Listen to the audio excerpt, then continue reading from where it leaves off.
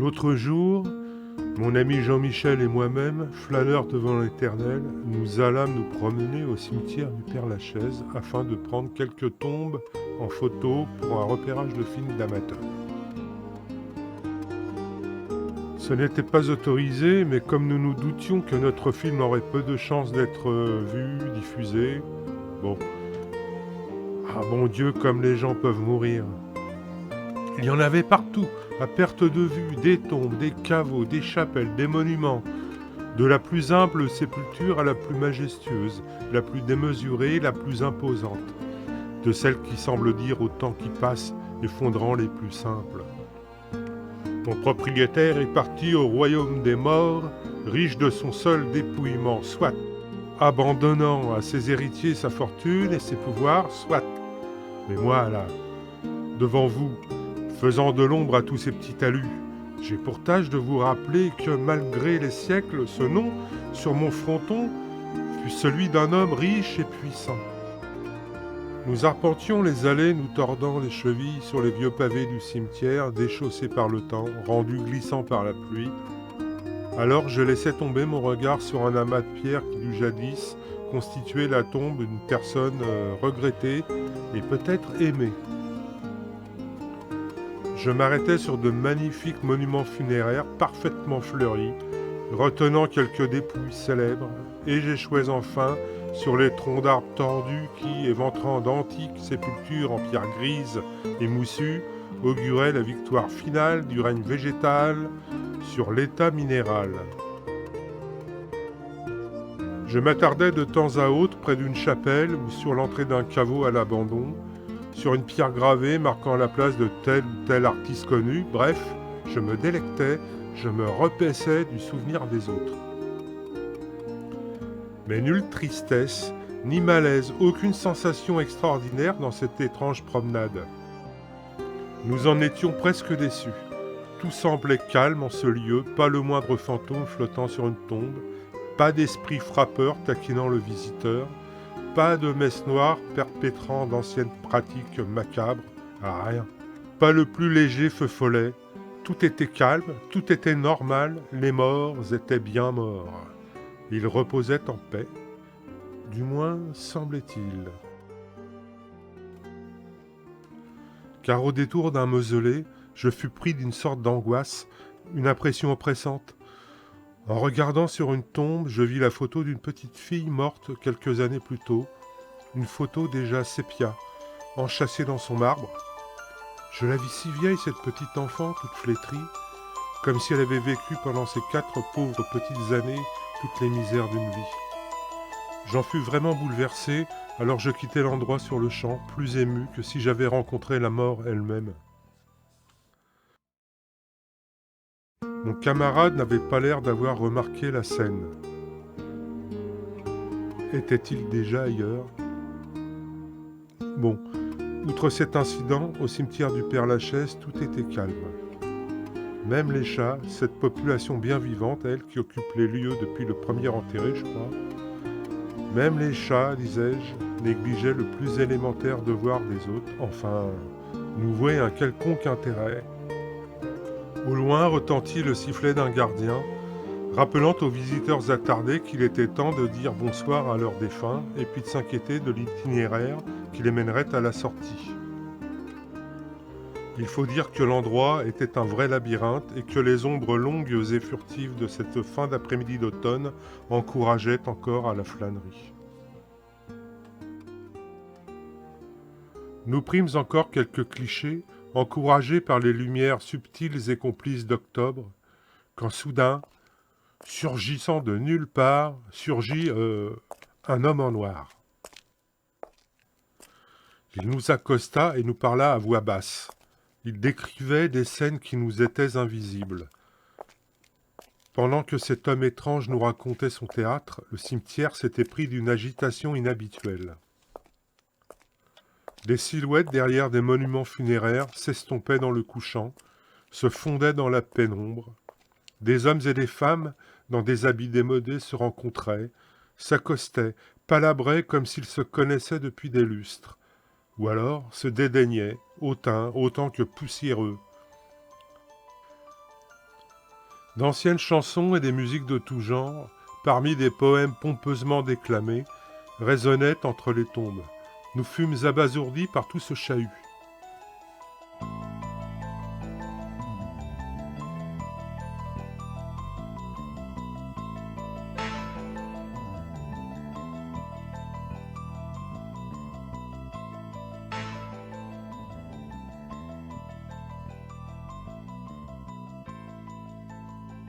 Madame Edith Piaf, chanterez-vous comme ça longtemps encore, ainsi même après la mort? Certains de vos voisins, en haut lieu, se sont plaints. Et vous, monsieur Jim Morrison, ne respectez-vous rien ni personne pour, même sous votre pierre, brailler de cette façon sur cette pop d'enfer? Vous gênez la méditation de quelques-uns dont la seule évocation devrait au moins vous clouer le bec. Ne craignez-vous point le courroux de monsieur Kardec? Et ici, de qui se moque-t-on? Quel propos et sur quel ton? Messieurs Molière et La Fontaine, je l'aurais parié. Il faudra que l'on songe à vous séparer. Et là, quelle étrange conciliabule! Chut, approchons. Max Ernst, Paul-Éluard, visité par monsieur Breton. Il ne manquerait plus que Salvatore Dali, mais le maître ne va plus tarder, m'a-t-on dit. Mais quelle est cette docte assemblée? Apollinaire, Arago, Musset, Balzac, Saint-Simon, Marcel Proust. Bouh, ces gens-là sont trop sérieux. Partons. Allez, oust. Ah, en voilà une comédie. Mais quelle plus joyeuse académie! Courteline et Pierre Dac conférant avec Pierre Brasseur, Sarah Bernard, Simone Signoret papotant comme deux sœurs, tout cela devant l'objectif de Georges Méliès. Et voilà que, pour compléter la pièce, pêle-mêle arrivent messieurs Cocatrix et Nohain, qu'accompagnent messieurs Daudet et Dauphin. Ici, on ne doit pas s'ennuyer. Mais quelle est donc cette dame sur ce corps allongé? Madame Sangel, qui sans doute, n'y pouvant plus tenir, sur Victor Noir se ferait reluire? Ah ah ah! Les plaisirs de la chair nous tourmenteraient-ils encore sous la terre? Mais d'où cette musique s'échappe-t-elle?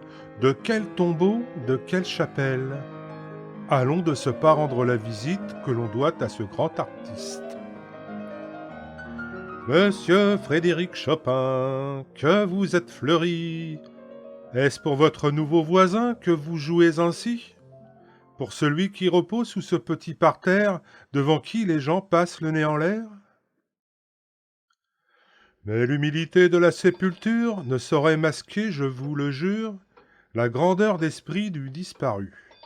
Car, si à tout jamais monsieur Cyclopède s'est tu, ne vous semble-t-il pas entendre encore « Vivons heureux en attendant la mort ». Étonnant, non? Pouf, pouf. Allez, enfin, ouf. Cette visite m'a tué. Il me faudrait m'allonger, me reposer. Oh, mais quelques instants seulement, car j'ai beaucoup à dire et encore à faire. Et pour cela, il me faut du temps. Je demandai à l'homme en noir. « Mais tous ces gens, qui sont-ils » Et il me répondit. « Bah, messieurs, des souvenirs. Simplement des souvenirs qui ne veulent pas partir. Chacun d'eux, il faisait un mouvement pour nous désigner quelques tombes. Chacun d'eux est parti sans avoir assez de temps, car voyez-vous, messieurs, comme chez vous les vivants, ici aussi le temps nous est compté. » This is the end, beautiful friend. This is the end, my only friend. Of our elaborate plans.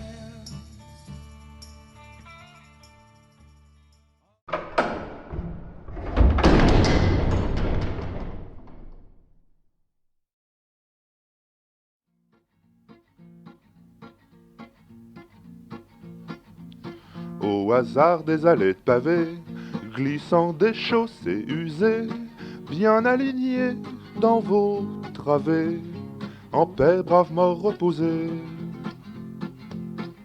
Un jour de pluie qu'on arpentait, j'en conviens, étrange parcours, le cimetière du Père Lachaise, tenant de sacrilèges discours. Une fille nous accompagnant, soudain eut la drôle d'idée, une fille s'agenouillant, l'idée de poser un baiser sur la bouche figée du gisant, d'un mort, d'un truand, d'un bandit, enterré voilà plus 100 ans, et au miracle, soudain l'on vit. À l'endroit de son intimité, je ne vous raconte pas d'histoire, le bronze statuaire se soulevait, fallait y être pour le croire. La belle érection post-mortem, alors voilà que me prit l'envie à la belle d'y dire un je t'aime. Là je m'y mettais aussi, au fond de leur tombe désallongée. Enfin s'agitait dans leur suaire, on vit des croix se redresser, butant dessus, sortant de terre, en longues tibias et en fémurs. On vit les osselets se changer et des embaumes, je vous l'assure, non d'un se remettre à bouger. Qu'il devait être tendre et doux, mes amis, ce baiser furtif. Outre cette histoire, je voudrais bien l'inscrire à mon actif. Si trépassé, porté en terre, par la chair on pêche encore, la rigidité non d'une pierre, ce n'est pas un si mauvais sort. Sacrée coquine qu'on te rapporte, ton haut fait un peu romancé, je ferais bien le mort de la sorte, tu pourrais bien recommencer. Les souvenirs, regrets éternels, in memoriam n'aurait plus cours. Sous les lèvres d'une fille si belle, tout le monde aurait besoin d'amour. Si vous doutiez de mes dires, ne craignez que me vienne l'orgasme, surtout n'allez pas médire. Ceci n'est point un fantasme, de ce spectacle si peu banal, il nous reste preuve d'expérience, une photo pour nos annales, et de la plus haute indécence. Dun, dun, dun, dun, dun, dun, dun, dun, dun, dun, dun, dun, dun, dun, dun, dun.